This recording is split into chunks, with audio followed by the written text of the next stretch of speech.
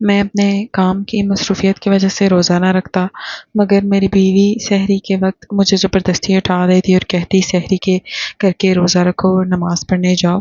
مجھے اس پر بہت غصہ آتا، مگر میری بیوی نیک اور عالمہ تھی، بس اسی وجہ سے میں چپ ہو جاتا۔ ایک روز سحری کر کے نماز پڑھنے جا رہا تھا کہ پاؤں پھسلنے کی وجہ سے نیچے گر گیا اور کپڑے کیچڑ لگنے کی وجہ سے خراب ہو گئے۔ میں کپڑے بدلنے کے لیے گھر آیا تو سامنے بیوی کو ایسی حالت میں دیکھا کہ مجھے خود پر یقین نہ آیا، میرا تو دماغ ہی چکرا گیا تھا۔ ہوش تو تب اڑے جب بیوی کا اصل روپ میری چیخیں نکل گئی، کیونکہ میرا نام یوسف ہے۔ میں اپنے محلے کی ایک لڑکی مریم سے بہت محبت کرتا تھا، وہ بھی مجھے پسند کرتی تھی اور ہم دونوں شادی کرنا چاہتے تھے، مگر میری بڑی باجی مہوش جس کی شادی ہو چکی تھی، وہ اس رشتے پر راضی نہیں تھی اور میرا رشتہ اپنے شوہر کی بہن سے کرنا چاہتی تھی۔ مگر جب میں نے انہیں اپنا فیصلہ سنایا کہ میں صرف مریم سے شادی کروں گا ورنہ میں اپنی جان دے دوں گا، تب میری بڑی باجی روتے ہوئے میرے قدموں میں بیٹھ گئی۔ اس نے اپنا دوپٹہ میرے پیروں میں رکھ دیا اور کہنے لگی، میں تمہارا رشتہ طے کر چکی ہوں۔ میں نے حیرت سے ان کی جانب دیکھا تھا۔ میں بولا، باجی، آپ مجھ سے پوچھے بغیر میرا رشتہ طے کر سکتی ہیں؟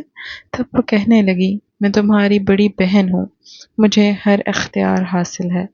میں نے اپنے شوہر کی چھوٹی بہن سعدیہ سے تمہارا رشتہ طے کیا ہے اور اسی سے تمہاری شادی بھی ہو جائے گی۔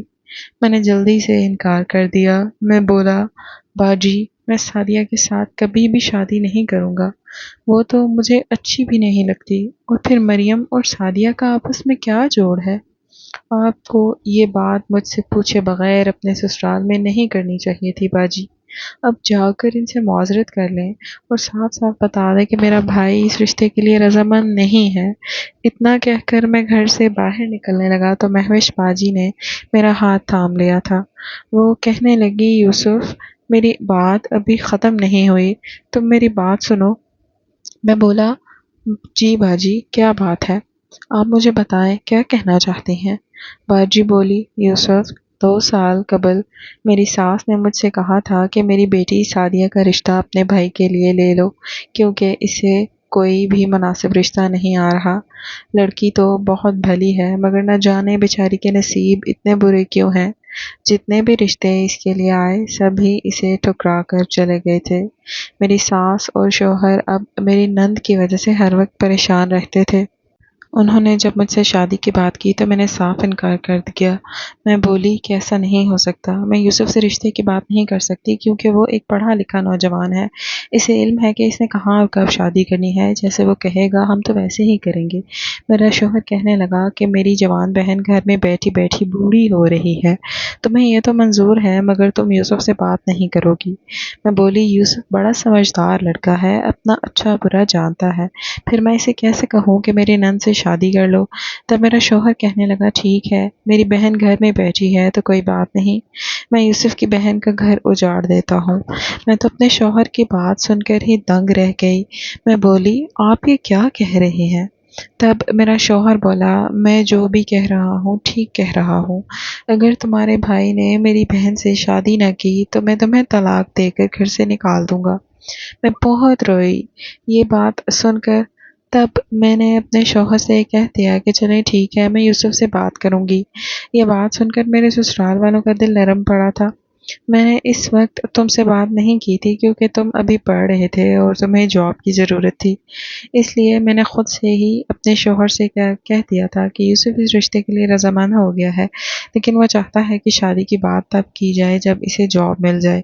میرے شوہر اور میری ساس اس بات پر مان گئے تھے، لیکن اب تمہاری جاب بھی لگ گئی ہے اور تم اچھا خاصا کمانے بھی لگے ہو، تم نے گھر کو بھی ٹھیک کر دیا ہے، گاڑی بھی لے لی ہے۔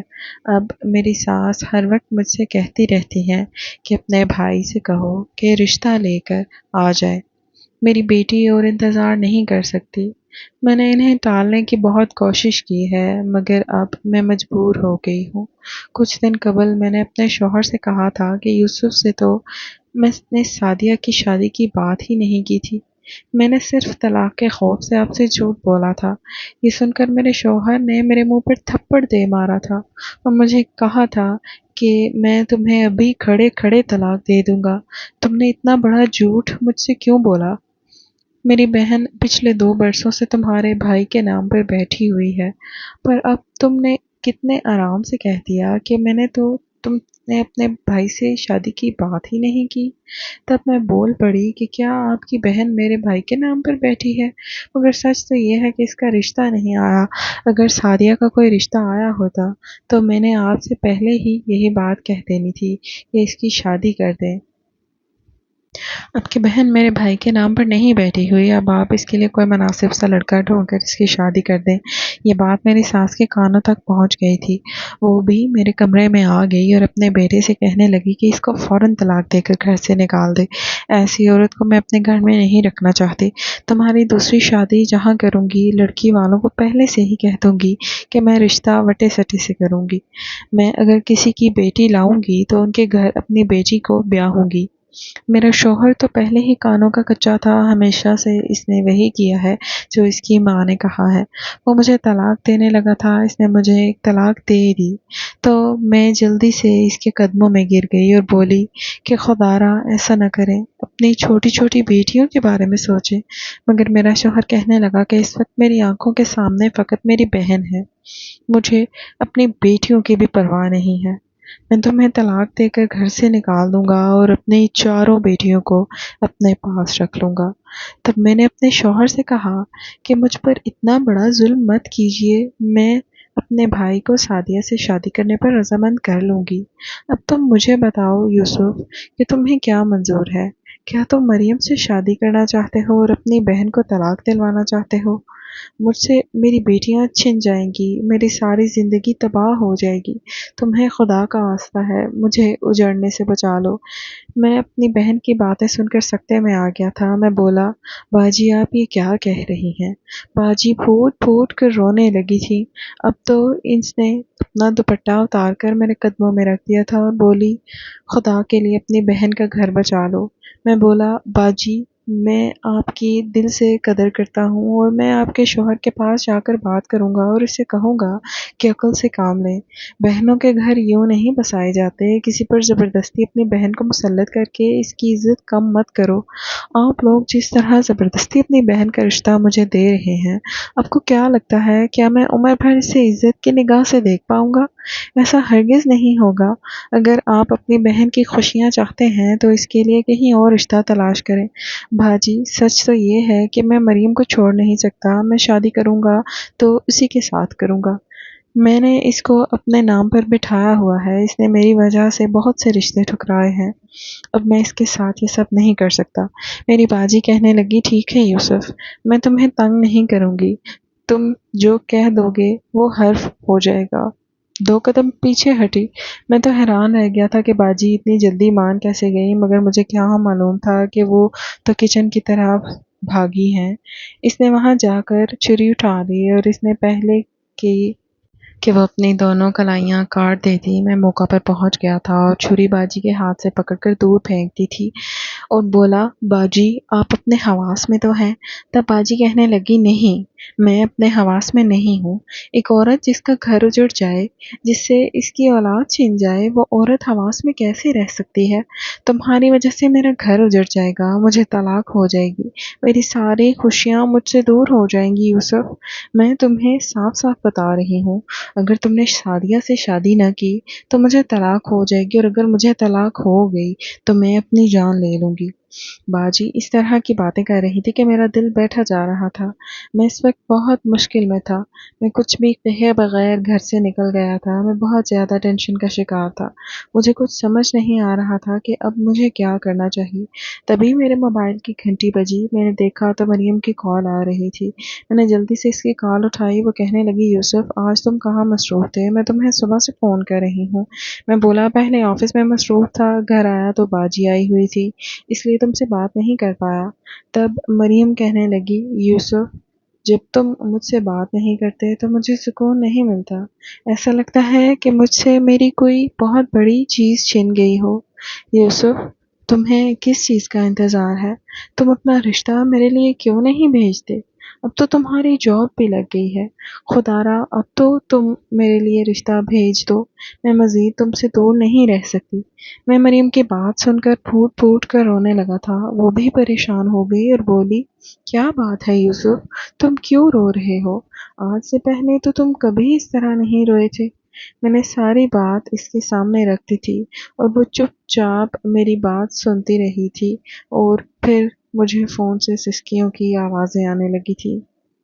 میں بولا، مریم مجھے کچھ مشورہ دو، مجھے اس حال میں کیا کرنا چاہیے؟ تو مریم کہنے لگی، تمہیں خدا کا واسطہ ہے مجھے مت چھوڑنا، میں تمہارے بغیر نہیں رہ سکتی۔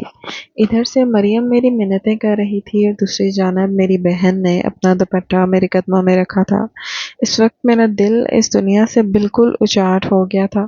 میرا دل یہی چاہتا تھا کہ کوئی تیز رفتار گاڑی آ کر مجھ سے ٹکرا جائے اور میرا کام تمام کر دے، مگر میں حرام موت مرنا نہیں چاہتا تھا، اس لیے اپنے گھر واپس لوٹ آیا تھا۔ میں اپنے کمرے میں بیٹھا ساری صورتحال کا جائزہ لے رہا تھا۔ ایک جانب میری محبت تھی اور دوسری جانب بہن کا گھر تھا، اور پھر خود غرضی جیت گئی تھی، محبت ہار گئی تھی۔ میں نے خود غرض بن کر اپنی بہن کا دل بچا لیا تھا، جبکہ کسی اور کی بہن کا دل اجاڑ دیا تھا۔ میں نے صبح اٹھ کر امی سے کہا کہ آپ سعدیہ کے لیے میرا رشتہ مانگ لیں۔ امی بہت خوش ہوئی تھیں، انہوں نے میرے سر پر بوسہ دیا تھا اور جلدی سے باجی کو بھی بلا لیا تھا۔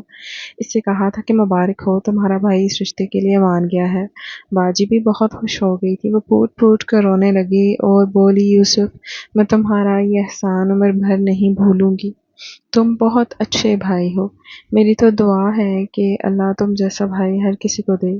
تب میں جلدی سے بولا، باجی ایسی دعا نہ دیں، اللہ نہ کرے کہ کسی کے ساتھ وہ سب ہو جو میرے ساتھ ہوا ہے، میں اپنی محبت گنوا کر آپ کا گھر بچا رہا ہوں، اتنی بڑی بد دعا نہ دیں کسی کو۔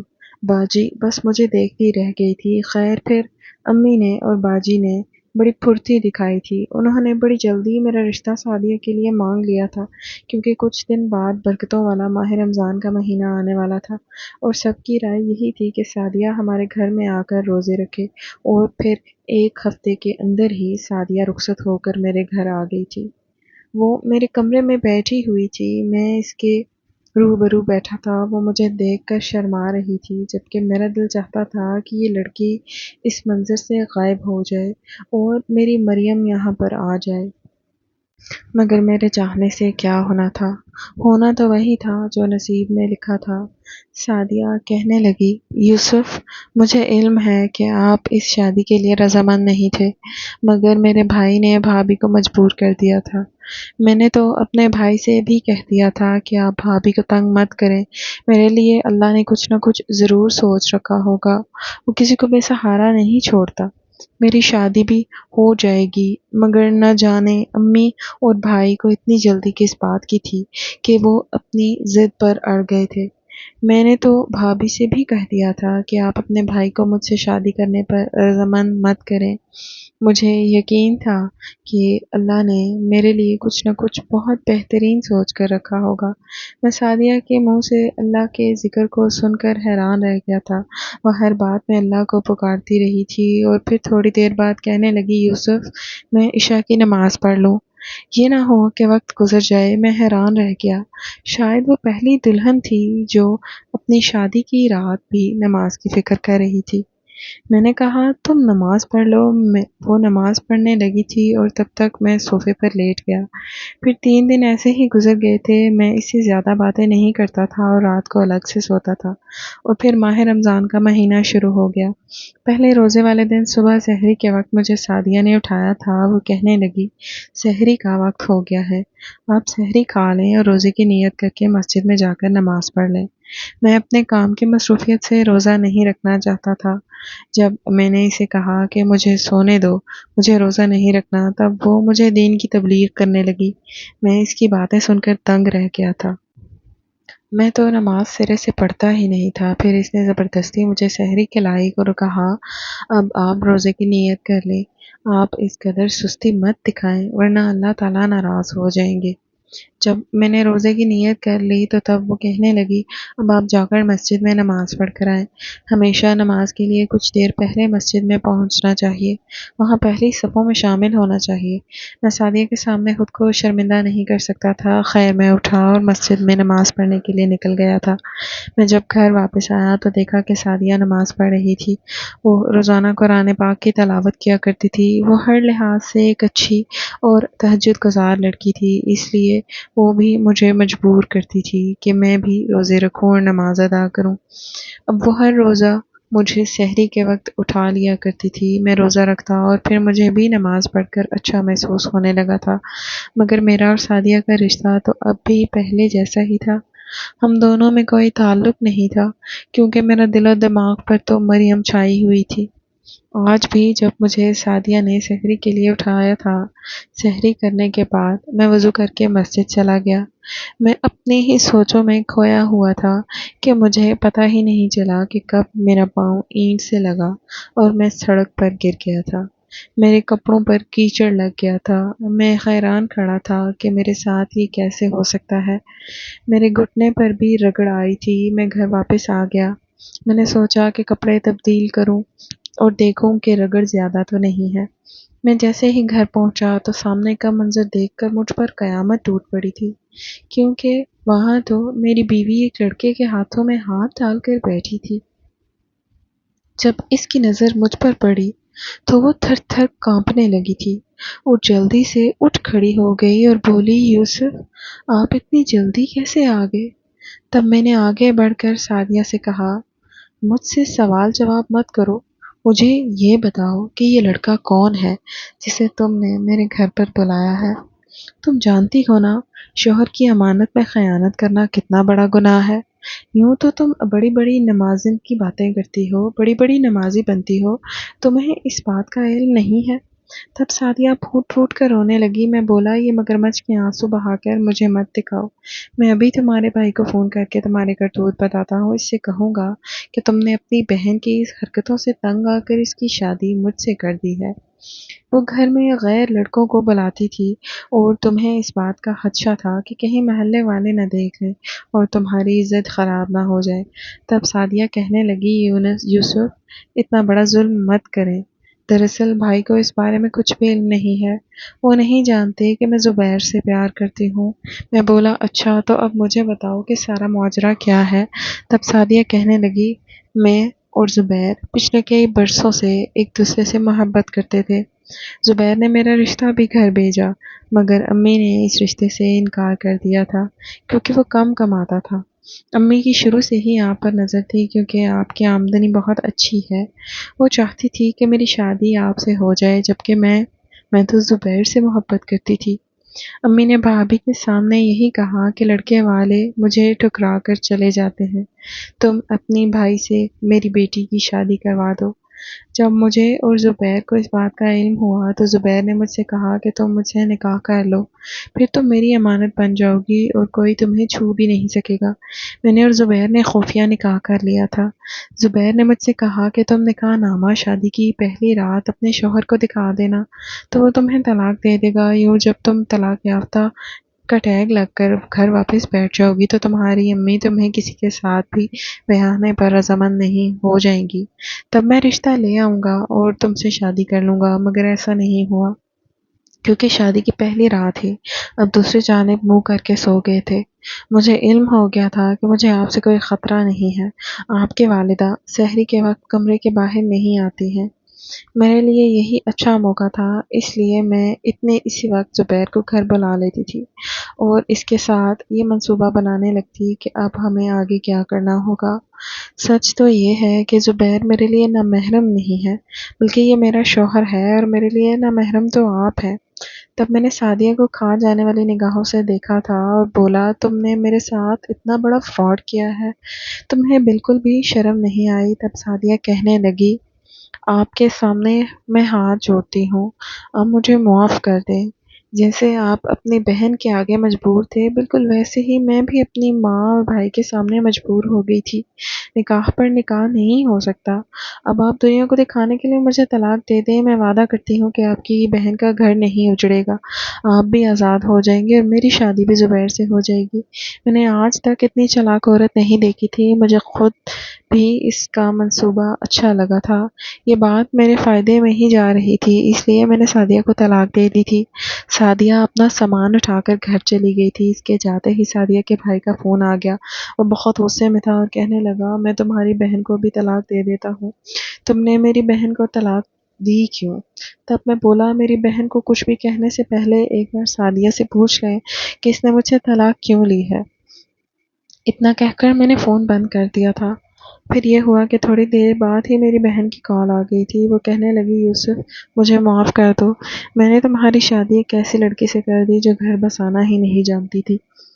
سعدیہ نے بھائی کو بتا دیا تھا کہ اس نے تم سے طلاق فقط اس بات پر لی ہے کہ تم رات کو خراٹے بہت اونچی آواز میں لیتے ہو اور اس کی نیند ڈسٹرب ہوتی ہے، اور طلاق اس نے اپنی مرضی سے لی ہے۔ تب میرے شوہر نے اپنی بہن کو برا بھلا کہا ہے۔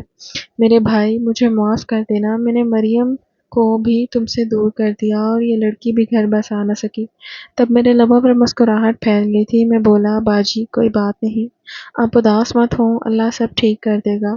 ایک ماہ بعد میں نے مریم سے شادی کر لی تھی اور سعدیہ نے جھوٹی عدت پوری کرنے کے بعد زبیر سے نکاح کر لیا تھا۔